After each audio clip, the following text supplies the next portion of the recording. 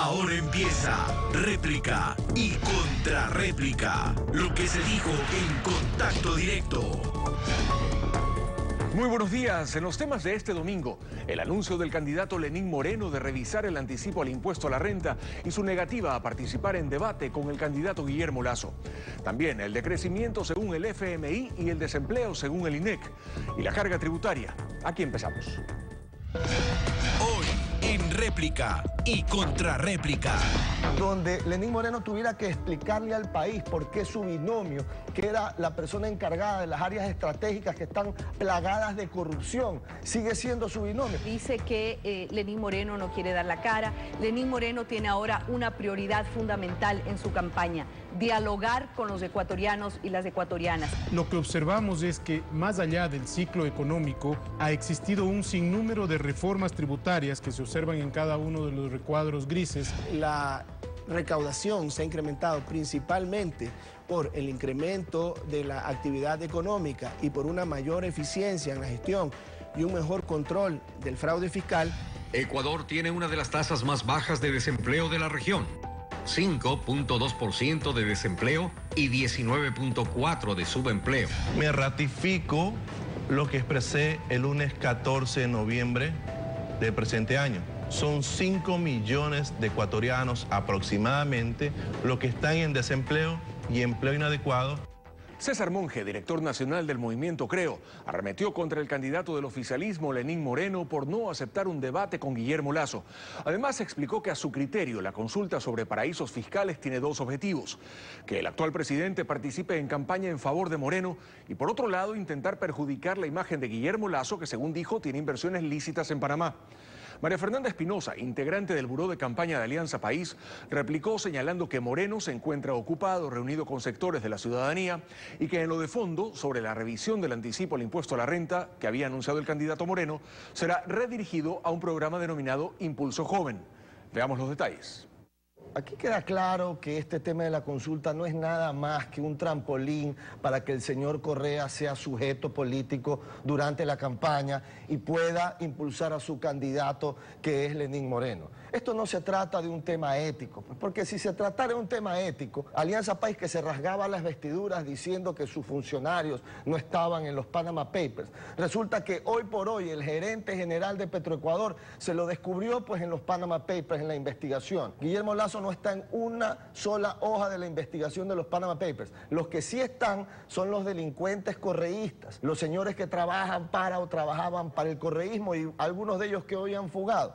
Si el tema fuera ético, lo primero que ellos deberían hacer es dar la cara. El señor Lenín Moreno tampoco da la cara, porque cuando Guillermo Lasso le dice, bueno, venga, pues hagamos un debate, el señor dice, no, que me habla muy fuerte, que Lasso está bravo, que parece matón, etcétera, etcétera. La razón por la cual Moreno y los demás correístas no dan la cara es porque no pueden. Pues ustedes se imaginan un debate donde Lenín Moreno tuviera que explicarle al país por qué su binomio, que era la persona encargada de las áreas estratégicas que están plagadas de corrupción, sigue siendo su binomio. Creo que es muy importante responder a ese comentario sarcástico del señor Monge, donde dice que Lenín Moreno no quiere dar la cara. Lenín Moreno tiene ahora una prioridad fundamental en su campaña: dialogar con los ecuatorianos y las ecuatorianas, escuchar a cada sector, a cada movimiento, a cada grupo de ciudadanos para saber qué es lo que aspiran, cómo están mirando su futuro.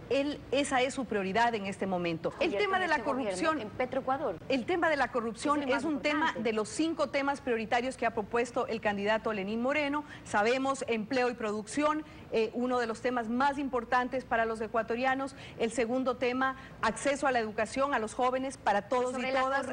Y sobre el tema de la corrupción en Petroecuador, pero donde quiera que esté, en cualquier institución, Lenín Moreno ha dicho una cirugía mayor, cero tolerancia, todo el peso de la ley y además un trabajo de reparación, de reingeniería de las instituciones. Aquí está un recorte de Diario El Comercio, y Lenín Moreno, que ha estado en Ambato, dice textualmente, si me permiten leer, dice: jamás entendí eso del impuesto de anticipo al IVA.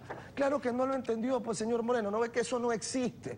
Entonces, este no es el momento, y aquí hice una reflexión a los ecuatorianos, con todo respeto, este no es el momento cuando estamos en una crisis pavorosa económica, de votar por el que cuenta mejor chistes, el más buena gente, el que baila mejor, el que sale desnudo en fotos, el que baila en el tubo, el que jala coca. Este es el momento de votar por gente preparada, que sepa cómo sacarnos de este hueco en el cual nos ha metido Correa, el jefe de Moreno, y el binomio de Moreno, que es el señor Glass. Bueno, en lo de fondo es que efectivamente ese mismo día en el que se hace esta declaración con enorme sarcasmo y una serie de epítetos de descalificación que me parece no corresponden a una campaña de ideas, una campaña de propuestas, una campaña de diálogo, como es la campaña que ha propuesto el candidato Lenín Moreno, me parece que no se corresponden. Ya ese día había una rectificación del diario El Comercio que salió publicada, que efectivamente hubo un error y que el candidato Lenín Moreno nunca se pronunció sobre el tema de un adelanto al IVA, porque es una figura que, como sabemos, no existe, y que se refirió más bien al anticipo de pago al impuesto a la renta, y que hizo una propuesta sobre ese tema en particular. Jamás entendí eso del impuesto, del anticipo al impuesto a la renta. Se lo digo con toda sinceridad. O sea, el gobierno, no estoy a revisarlo, la postura de Alianza País es la que está en el programa de gobierno firmado por los candidatos. Ahí no se habla de revisión. Yo creo que podemos ese anticipo del impuesto a la renta convertirlo en empleo productivo. No hay motivo para cambiar el anticipo del impuesto a la renta, es puro cuento. La propuesta que ha hecho Lenín Moreno es su propuesta, es una propuesta que me parece está muy acorde a lo que el país en este momento necesita. Bueno, Lenín Moreno señala en su Twitter, y me permito aquí simplemente repetir, dice: cada quien decide en su gobierno. Aquí lo importante es que tenemos una hoja de ruta, una carta de navegación, que es el plan de gobierno de Alianza País. La recaudación por el anticipo del impuesto a la renta es de alrededor de 241 millones de dólares, y de la propuesta que ha hecho el candidato Lenín Moreno es que ese monto básicamente se invierta en un programa que está en las propuestas, que se llama el programa Impulso Joven. Son 241 millones básicamente dedicados a emplear a jóvenes, ¿no? Y a generar además incentivos para optimizar la productividad, para la innovación dentro del sector privado. También hay que recordar,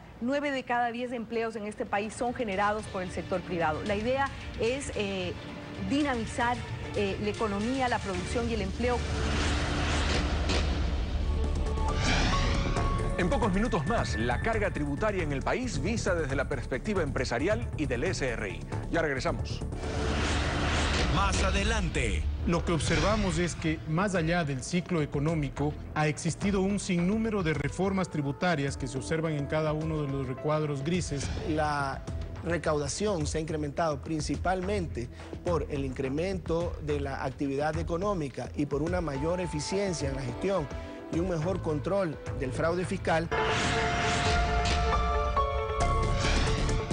Richard Martínez, presidente del Comité Empresarial Ecuatoriano, expuso un estudio de la Cámara de Industrias y Producción que señala a la creciente carga tributaria como causa del aumento de ingresos a las arcas fiscales. Además, explicó por qué el anticipo del impuesto a la renta debe ser eliminado. Leonardo Orlando, director general del SRI, defendió que el aumento en la recaudación del IVA e impuesto a la renta se deben a la eficiencia, porque nunca en 9 años de gobierno del presidente Correa, estos dos impuestos, que son los de mayor recaudación, fueron aumentados. Escuchemos. Durante los últimos 10 años, desde el sector empresarial, observamos con profunda preocupación el hecho de que la única certeza que hemos tenido en materia tributaria es la falta de certeza en las reglas del juego.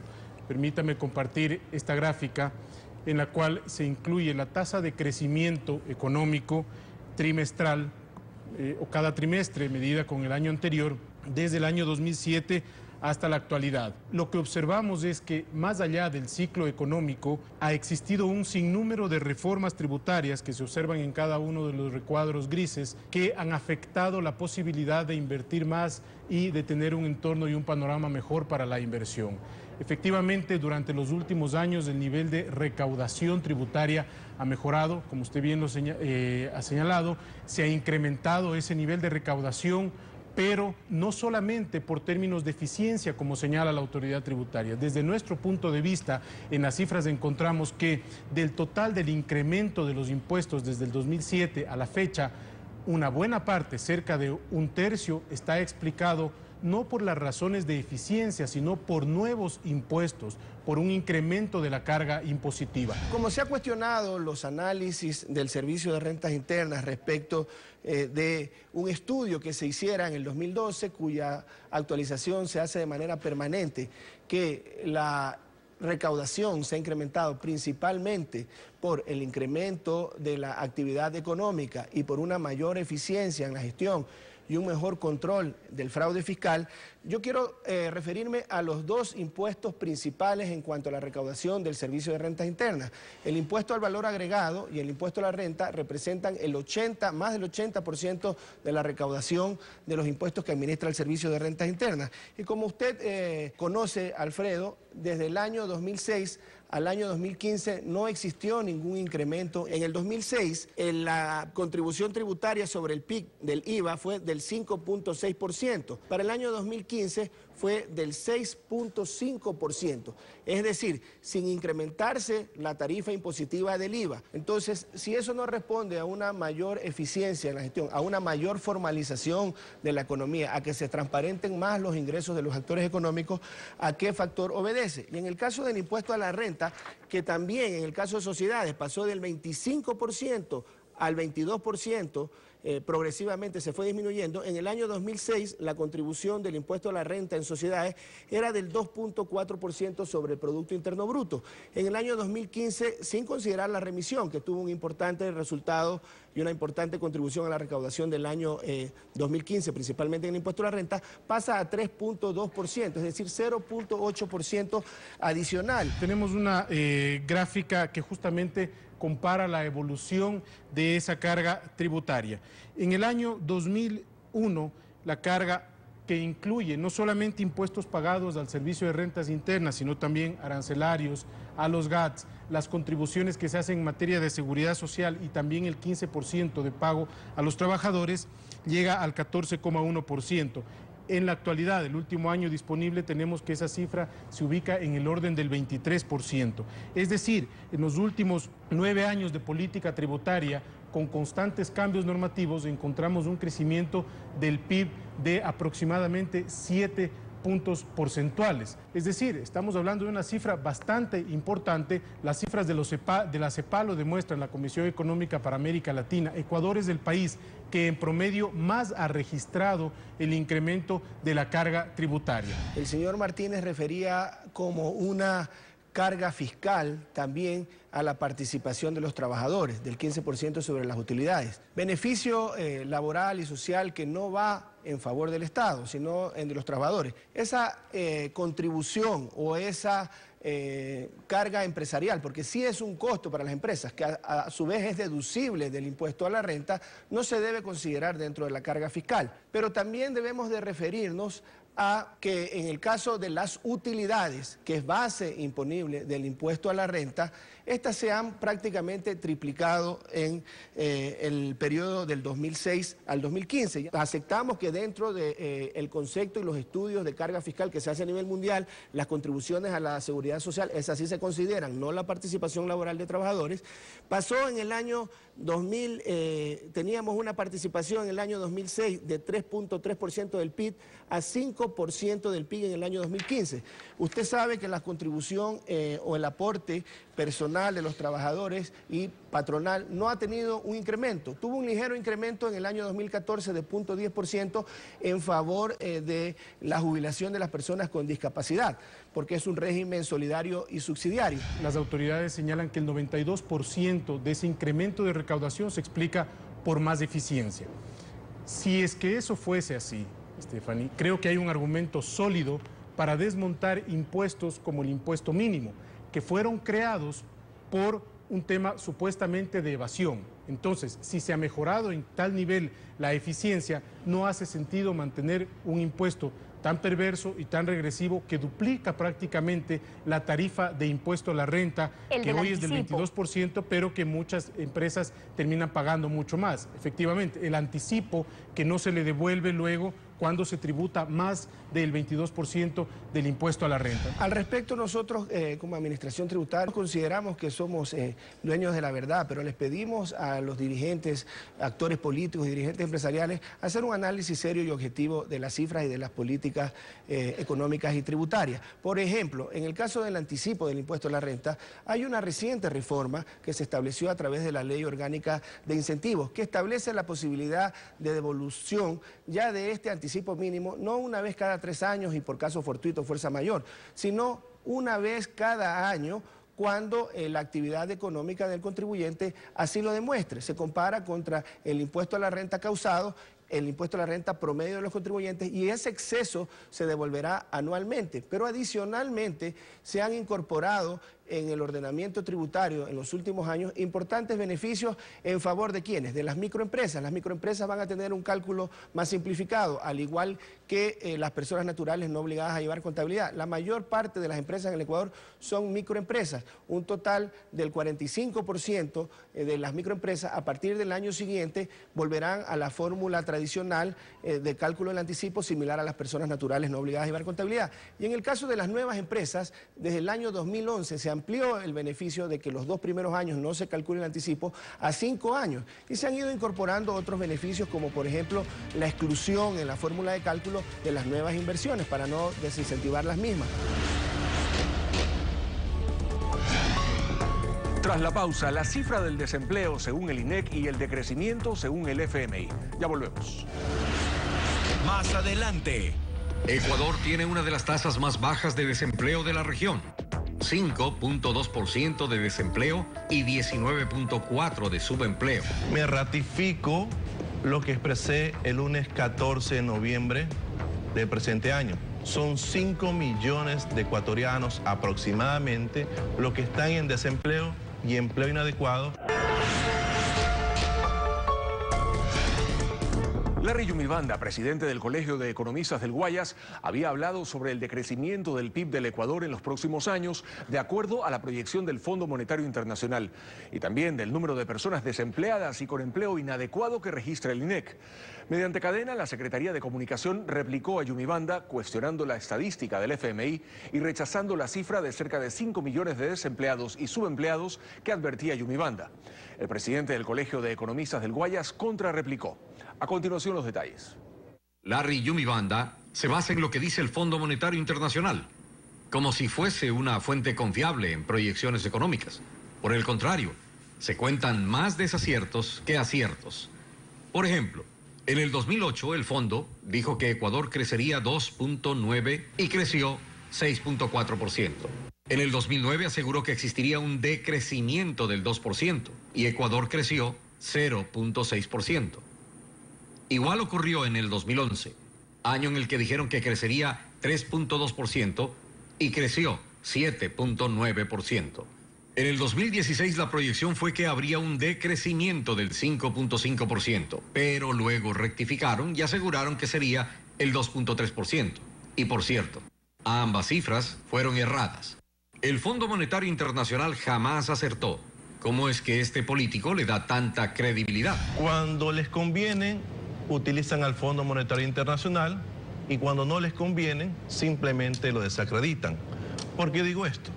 Porque hace pocas semanas el gobierno nacional utilizó la metodología para ocultar la deuda interna y pasar del 38% al 26% en el coeficiente deuda pública total con respecto al Producto Interno Bruto. Cabe indicar que el Fondo Monetario Internacional hace proyecciones estadísticas y utiliza los insumos del gobierno del Ecuador, especialmente de las instituciones como el Banco Central, INEC y el Ministerio de Finanzas. Si hay algún desacierto en las proyecciones estadísticas, el gobierno nacional a quien debe preguntar es al Fondo Monetario Internacional y no a mí. Son 5 millones de ecuatorianos que están en desempleo y empleo inadecuado de la población económicamente activa, que son de 8 millones. Esto es falso y esperamos que el político pueda demostrarlo.